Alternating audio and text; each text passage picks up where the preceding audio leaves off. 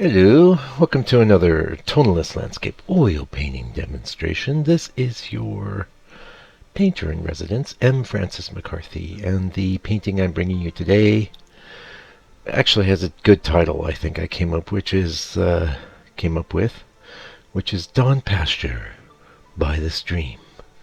It's a 6 by 12, and I finished this one over the weekend, and I have done this motif before as a smaller panoramic, sold that, and for me it's really all about that sky.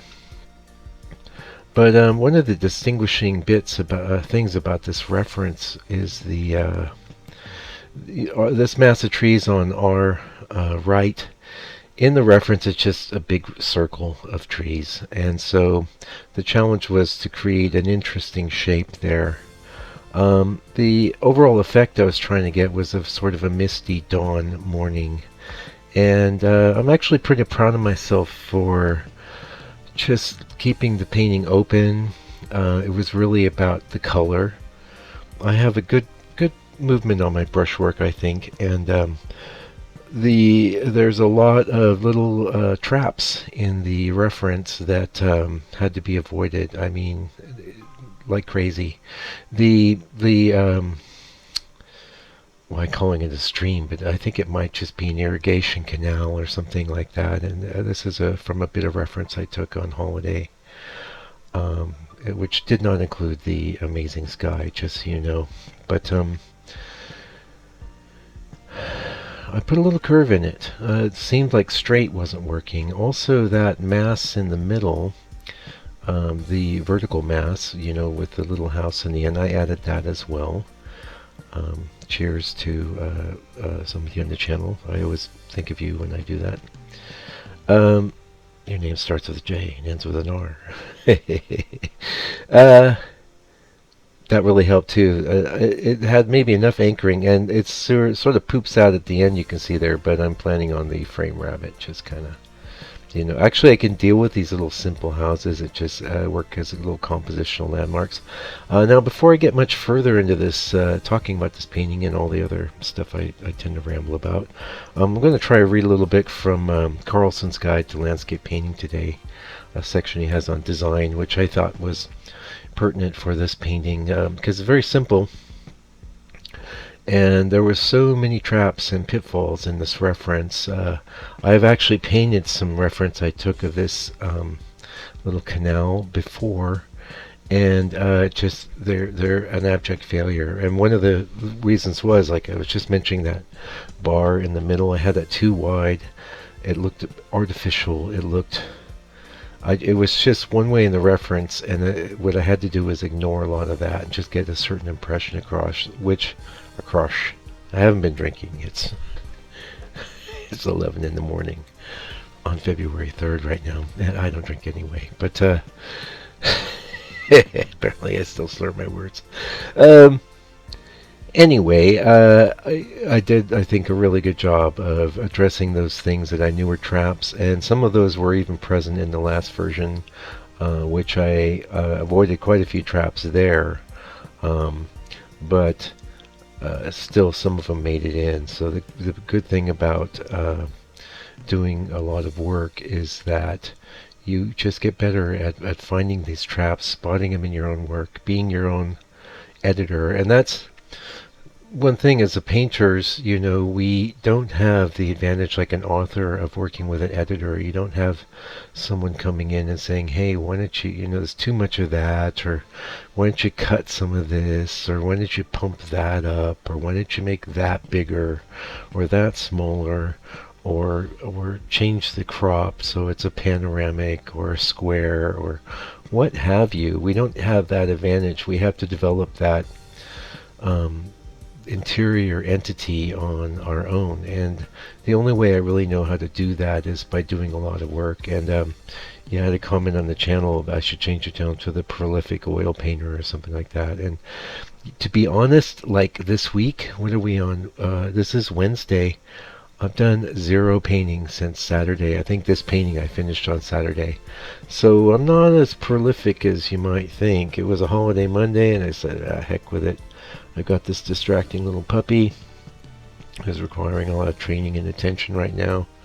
I'm still getting painting done every week, though. I never bow out completely, and like today, I've kind of tried to schedule things, so I'll get a giant block in the afternoon, which of course I'll be videotaping and presenting to you.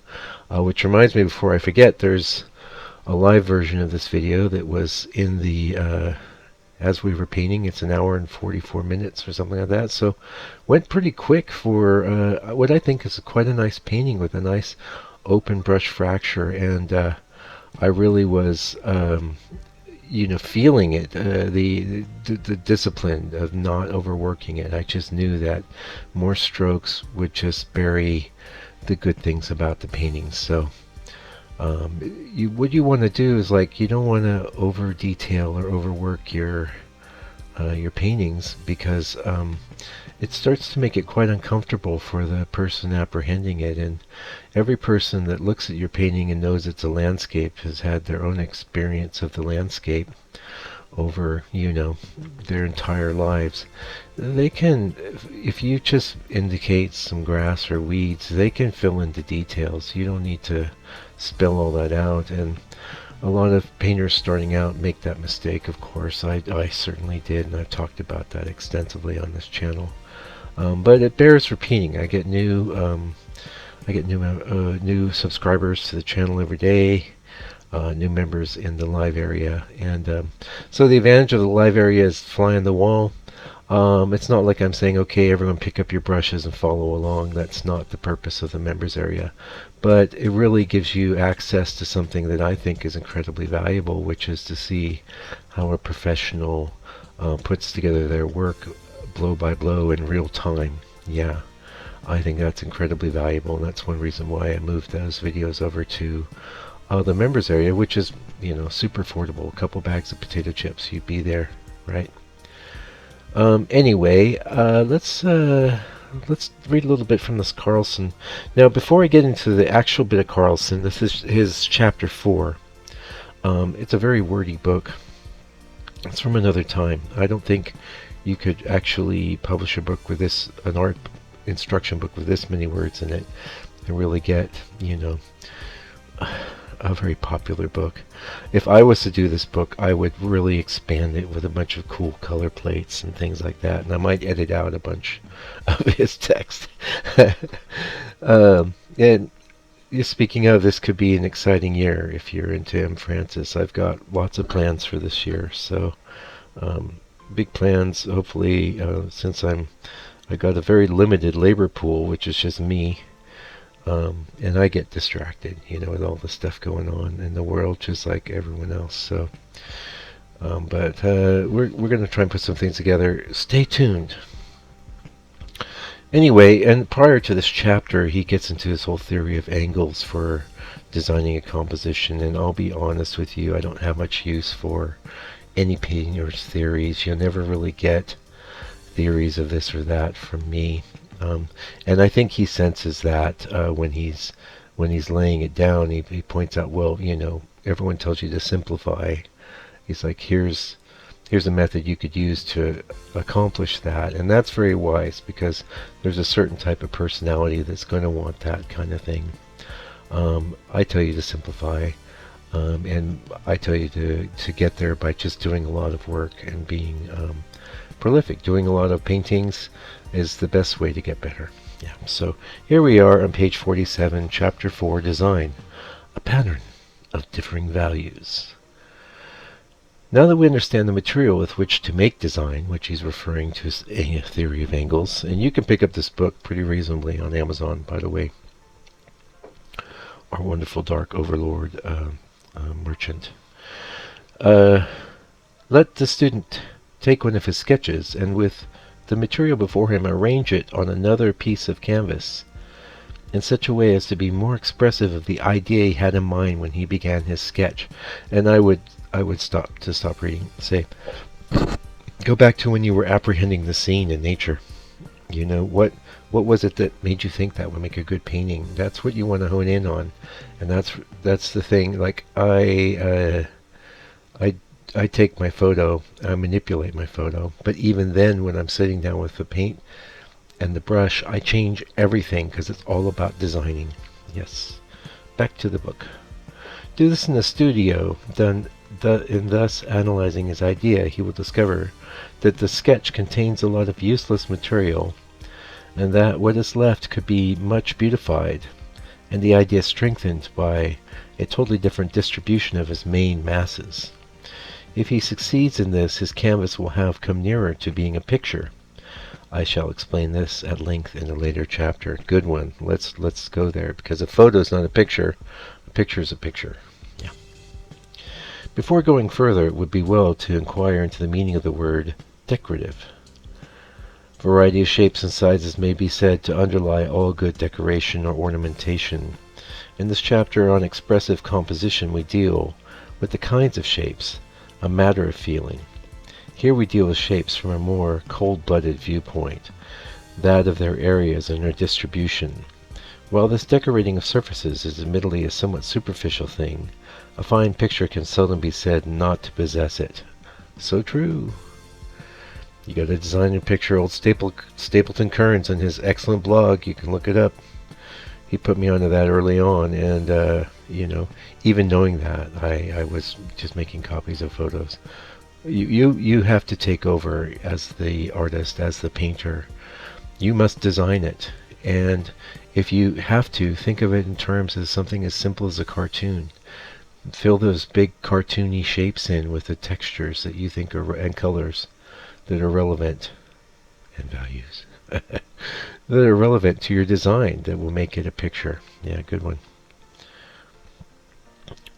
We go on with Carlson's writing here. Decoration is not the sole aim of art, I admit.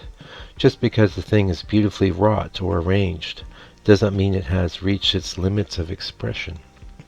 By decorative composition is meant the arrangement of value masses into a design, almost as a poster designer would proceed. I just said cartoon. He said poster designer. You get what he's saying, what we're saying. Me and Carlson, we're great mates. It means weighing your masses as areas and arranging and balancing them into a pattern that will be interesting and beautiful because of the infinite variety of shapes, lines, and sizes and forms of these. In the previous chapter, we discovered how to create big angles or planes. No, we didn't, because I'm not covering that chapter. It's a good chapter, though. Get the book. I mean, it may be just the thing to help you out, but it wouldn't translate into our format here on my video, where I, riff off the thoughts of my betters.